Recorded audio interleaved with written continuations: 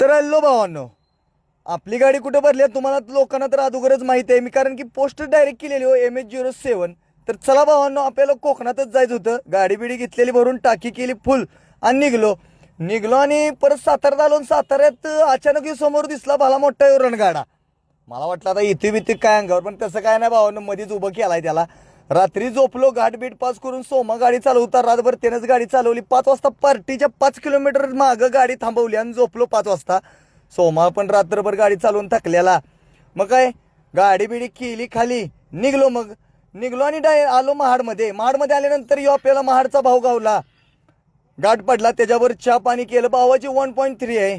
नाश्ता पाणी केल्यानंतर निघलो आणि आलो डायरेक्ट आंबेनळी घाटात. आंबेनळी घाट भावांनो अगोदरच एकदम लहान नाही, त्यात गाड्यांची रहदारी भरपूर आहे, त्यात रस्त्याची काम आहे. तर जरा ह्या साईडला आल्यानंतर जरा भावांनो सावकाश येत जावा, काही विषय नाही. परत पुढं आलो मेढ्यात.